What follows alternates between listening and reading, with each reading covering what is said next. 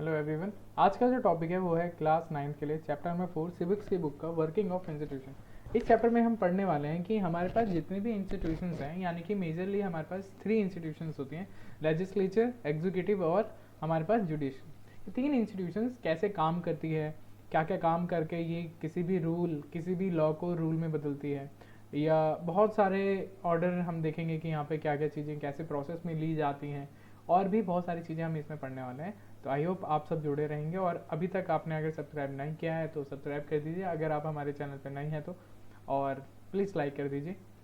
तो चलते हैं आगे, ओवरव्यू लेते हैं। इस चैप्टर में हम पढ़ने के वाले हैं democracy is not just about the people electing their ruler. In a democracy the ruler have to follow some rules and procedures, they have to work with and within the institutions।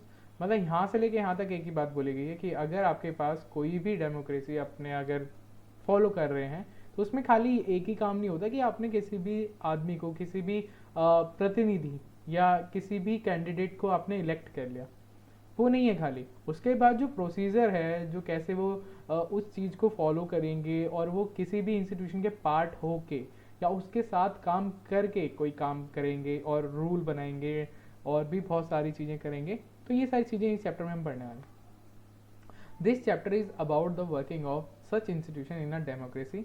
We try to understand this by looking at the manner in which major decisions are taken and implemented in our country. इधर तक हमने पढ़ा क्या कि जितने भी बड़े बड़े फैसले हो रहे हैं यहाँ पे, तो वो किसके लिए हो रहे हैं और कौन ले रहा है ये सारे फैसले। तो ये एक बड़ा लंबा प्रोसेस है, उसको फॉलो करना, उसको इम्प्लीमेंट करना, ये सब बहुत ही बड़ा प्रोसेस होता है। ये ऐसा नहीं है कि मतलब आपने सोचा कि हम यहाँ कहीं घूमने जा रहे हैं और आपने प्लान बनाया और आप चले गए। नहीं, आपने सबसे पूछना पड़ेगा कि हम जा सकते हैं घूमने के लिए, नहीं जा सकते हैं, फाइनेंस देखना पड़ेगा, सब कुछ चीज़ें देखनी पड़ेगी, तब जाके आप अपना एक स्टेटमेंट बनाएंगे।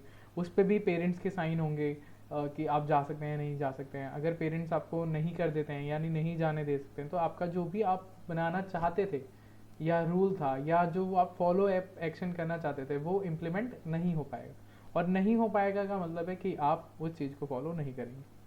We also look at how dispute regarding this decision are resolve. हम इस चैप्टर में ये भी देखेंगे कि ये जो हमारे पास पूरा प्रोसेस में जो हमारी जो प्रॉब्लम है उसको हम सॉल्व कैसे कर पाते हैं।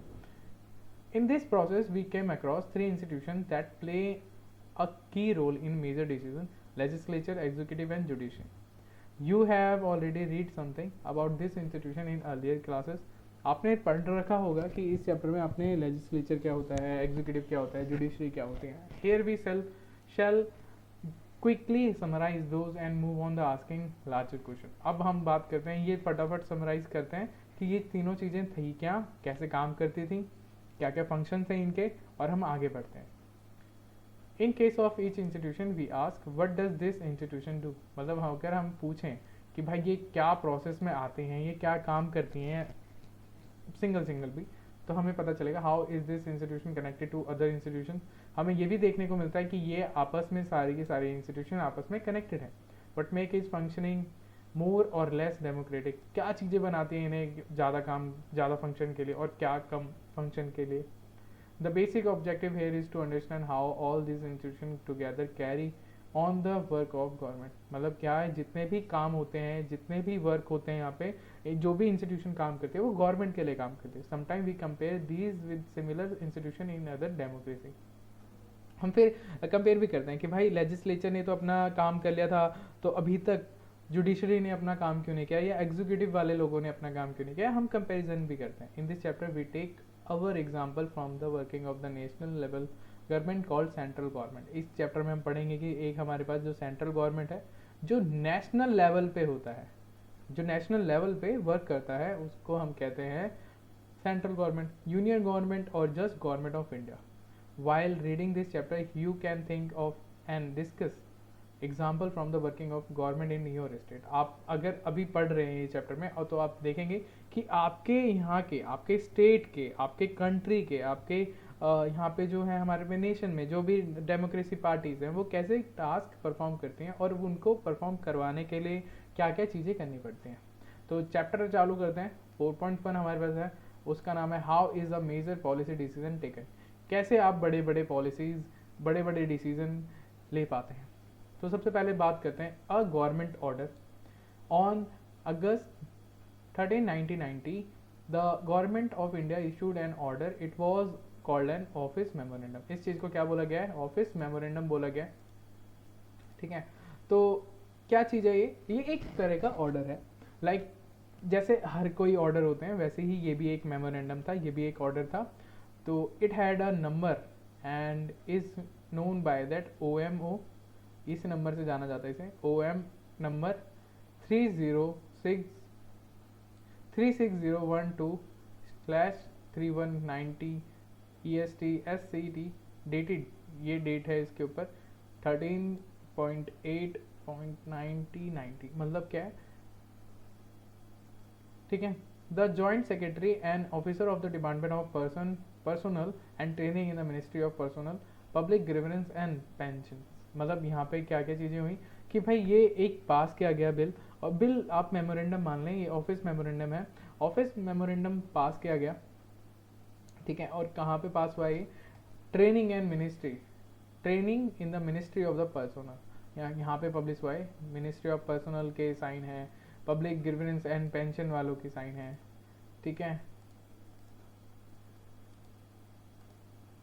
और pension sign the order, it was quite short, barely 1 page, और ये ज़्यादा पेज का नहीं था, ये 1 पेज का ही था। It look like any ordinary circular और notice that you may have seen in the school. जैसे आपने अपने स्कूल में नोटिस बोर्ड पे नोटिस देखा होगा वैसे ही होता है। ठीक है, the government issues 100 of order every day and on different matter. मतलब यहाँ पे हमारे पास जो गवर्नमेंट है वो 100 से ज़्यादा ऑर्डर पब्लिश करती है एक दिन में, but this one was very important. जो ये वाला मेमोरेंडम था ये बहुत ज़्यादा इंपॉर्टेंट था and become a source of controversy for the circle year. मतलब ये इतना बेहतरीन टॉपिक था जिसपे थोड़ी दिनों तक बहस हुई। ठीक है, let us see how the decision was taken and what happened later. देखते हैं कि उस मेमोरेंडम में लिखा क्या क्या था और प्लस ये इम्प्लीमेंट कैसे हुआ ये भी। GI deputy of personnel and training OM, यानी कि हमारे पास है ये मेमोरेंडम। ठीक है, नंबर इतना इतना दे रखा है, ST ये दे रखा है। सब्जेक्ट क्या था यहाँ पे? सब्जेक्ट था 27 reservation for socially and educationally backward classes in civil post. यानी हमारे पास जो जितने भी क्या हैं सिविल पोस्ट हैं, यानी कि गवर्नमेंट जॉब थी, गवर्नमेंट जॉब में 27% हमें किस चीज़ को देना था? जो भी एजुकेशनली और सोशली लेवल पे बैकवर्ड है। In a multiple undulating society like ours, every achievement of the objective of social justice and interest in the constitution is just the must second backward classes commission called Mandal Commission. इस commission का नाम रखा गया मंडल commission. was established by then the government with this purpose in a view which submitted to issue report to the government of India 31st December 1980। मतलब इस जो commission था या ये जो प्रोसेस था, ये जो मेमोरेंडम था, उसका नाम रखा गया था मंडल commission.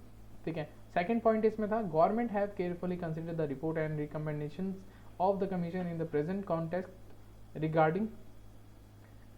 regarding the benefit to be extended to the socially and educationally backward classes as open appoint।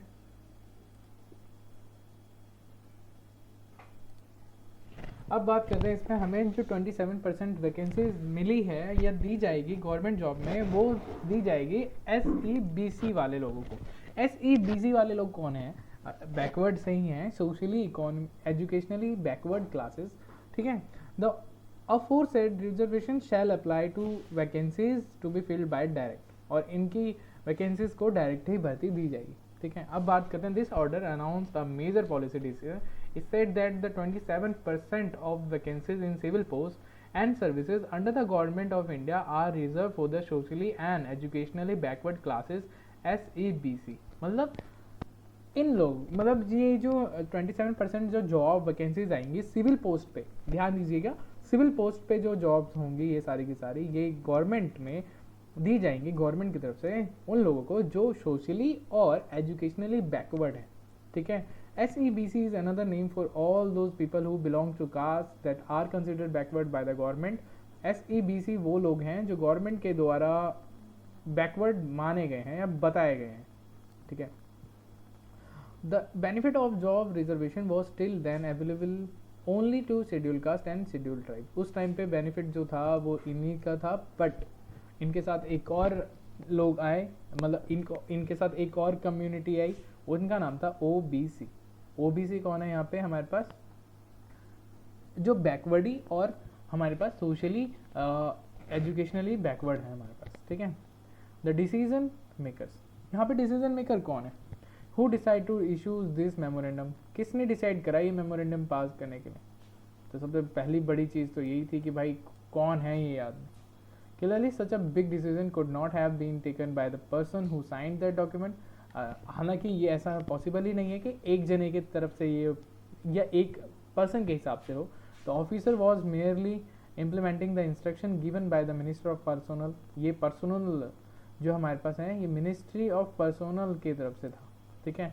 Public grievance and pension for which department was a part and which can guess that such a major decision would have involve other major functionaries. और जिसमें एक पहले क्या होता है कि एक order आता है, उसके बाद सारे के सारे जितने भी मेन फंक्शन जो करते हैं, टास्क परफॉर्म करते हैं, उनके पास ये फंक्शन या ये जाता है और उसके बाद ये चीज़ें एप्लीकेबल होती हैं। You have already read in the previous class about some of them, let us go over some of main point that you covered them. अब बात करते हैं हम थोड़े और मेन पॉइंट की। तो president is the head of state and he is the highest formal authority in the country. जो हमारे पास प्रेसिडेंट होता है ना, उसके पास उनके पास बहुत ज़्यादा पावर होती है, और हालांकि वो एक स्टेट के हेड होते हैं, ठीक है। मतलब उनके पास ज़्यादा अथॉरिटी, ज़्यादा पावर्स होती हैं। और उनके बाद आते हैं हमारे पास prime minister is the head of the government. Prime minister जो है वो क्या है? गवर्नमेंट के हेड होते हैं, और ये स्टेट के हेड हैं। And actually exercise all government power, he take most of the decision in the cabinet meeting. और इनके ये क्या करते हैं कि जितने भी मेजर डिसीजन होते हैं वो मीटिंग्स में, मीटिंग कौन सी मीटिंग है? कैबिनेट मीटिंग में ही ली जाती हैं।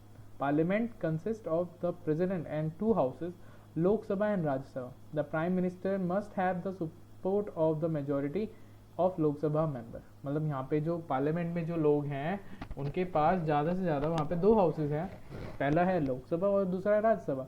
यहाँ पे जो प्राइम मिनिस्टर है ना, वो मेजॉरिटी किसको सपोर्ट करेगा? मेजरली लोकसभा के मेंबर्स को, क्योंकि उन्होंने उनको चुना होता है।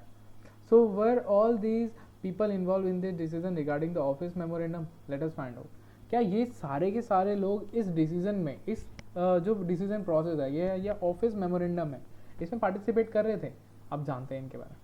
ये एक छोटी सी लड़की है, ये क्या बोलती है? Is every office memorandum a major political decision?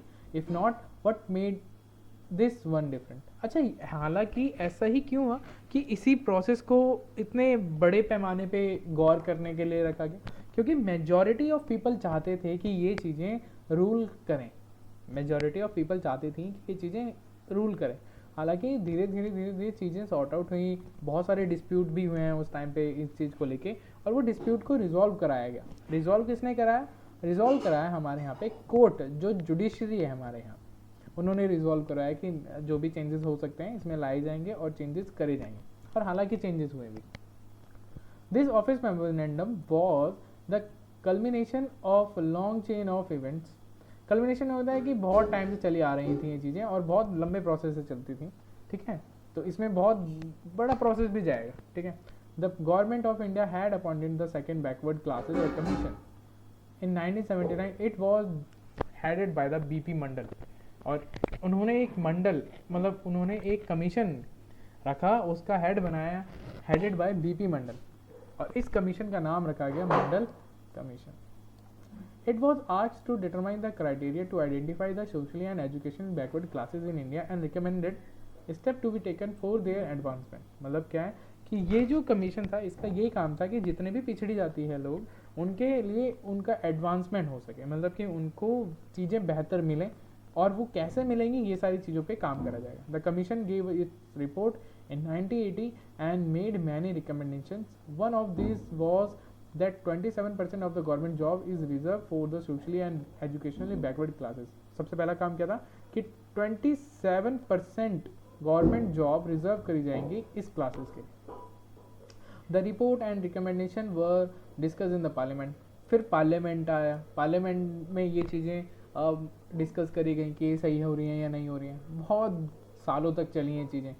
For the several years, many parliamentarians and parties kept demanding the implementation of the Commission's recommendations. Then came the Lok Sabha election in 1989. मतलब बहुत सालों तक ये चीज़ें चली कि भाई कर देते हैं। बहुतों ने बोला नहीं नहीं नहीं नहीं, ऐसा करते करते करते करते जब लोकसभा के इलेक्शन आए 1989 में, तब यहाँ के जो एक जनता दल थे उन्होंने बोला, पार्टी जो थी उन्होंने प्रॉमिस करा कि अगर आप हमें वोट देते हो और अगर हम मेजॉरिटी से जीतते हैं वो गवर्नमेंट या हम बना पाते हैं वो गवर्नमेंट, तो हम इस चीज़ को क्या कर देंगे, पब्लिकली अनाउंस कर देंगे कि ये चीज़ें होनी चाहिए। The government after this election, it's leader BP Singh become the prime minister. Several departments development took place after that. बहुत जितने सारी चीज़ें हो सकती थी इन्होंने पब्लिश करें। The president of India in his address to the parliament announced the intention of the government to implement the recommendation of the Mandal commission. Mandal commission को बनाया गया भाई, द प्रेसिडेंट ने बोला कि सही चीज़ है, इम्प्लीमेंट करनी चाहिए, इंटेंशन बहुत अच्छे हैं, सब चीज़ करी गई। On 6 August 1990 the union cabinet took a formal decision to implement the recommendation.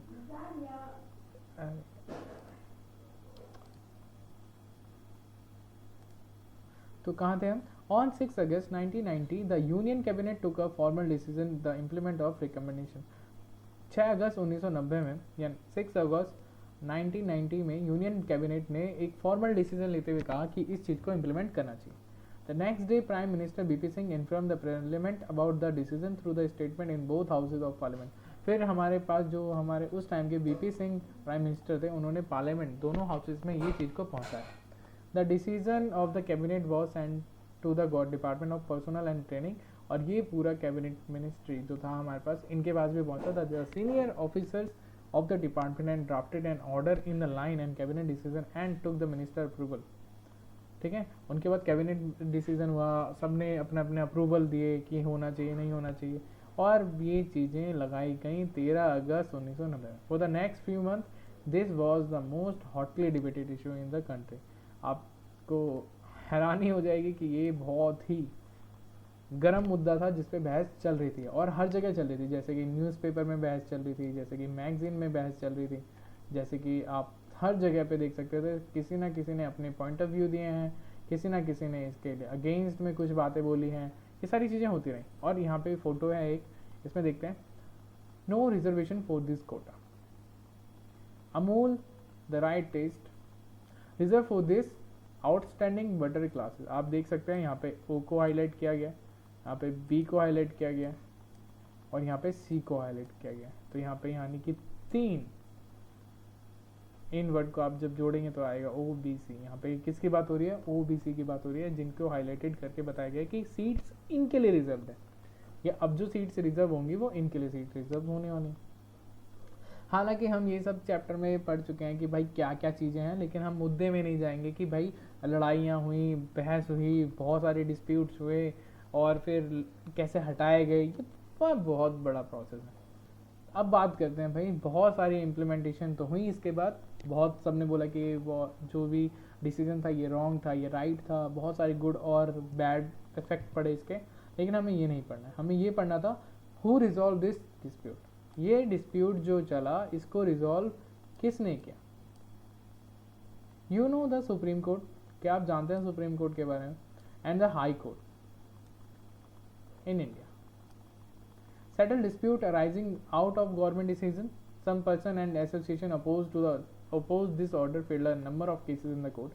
बहुत सारे लोग जिसके फेवर में थे उन्होंने तो केस नहीं फाइल किया, लेकिन जो लोग इनके अनफेवर में थे, ठीक है, जो अपोज थे इनके, तो उन्होंने केस फाइल किया दोनों जगह, सुप्रीम कोर्ट और high court. They appeal to the court to declare the order invalid and stop the implementation. मतलब उनको रोकने के लिए बोला गया कि भाई आप ये चीज़ें आप जो कर रहे हैं, आप इस प्रोसेस में या इस चीज़ को आप रोक दीजिए। The Supreme Court of India bunch all these cases together. This case was known as the Indira Sawhney and the other versus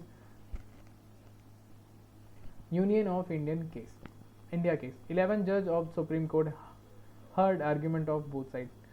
मतलब 11 जज लगे सुप्रीम कोर्ट के जो ये सुन रहे थे दोनों तरफ से कि भाई किसकी दलीलें में क्या क्या पॉइंट ऑफ व्यू, क्या क्या चीज़ें आ रही हैं, कौन इसके फेवर में है, कौन इसके नेगेटिव पॉइंट बता रहा है, कोई इसके पॉजिटिव पॉइंट बता रहा है, ये सारी बातें चलती रही।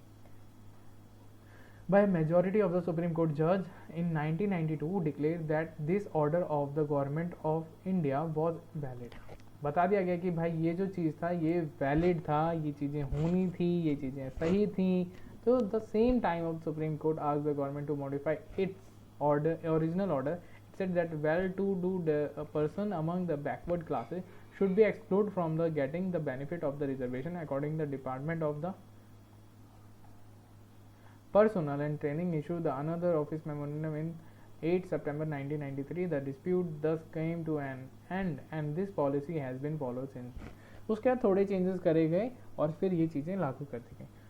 Who did what in this case of reservation for backward classes? Supreme court आया, ठीक है, आपने देखा कि यहाँ पे सुप्रीम कोर्ट आया, कैबिनेट मिनिस्ट्री में बात गई, गवर्नमेंट ऑफिशियल चले गए, ठीक है, बात गई वहाँ तक, प्रेसिडेंट के पास बात गई, इन सभी ने मिलके ये सारी चीज़ें, ये डिसीजन लेने में मदद करी। तो आप जान सकते हैं कि हमारे पास जो भी इंस्टीट्यूशन होता है वो बहुत ही महत्वपूर्ण काम करता है कि किसी भी चीज़ को पब्लिश करने के लिए, किसी भी रूल को इम्प्लीमेंट करने के लिए। तो आई होप आपको यहाँ तक समझ में आ गया होगा। तो अभी के लिए इतना ही। अगर आप नए थे, आपने वीडियो अच्छा लगा आपको, तो आप प्लीज़ सब्सक्राइब कर दीजिए, प्लीज़ फॉलो करिए। और अगर आप पुराने हैं तो प्लीज़ आप अपना प्यार दिखाइए और लाइक और सब्सक्राइब करते रहिए। Thank you.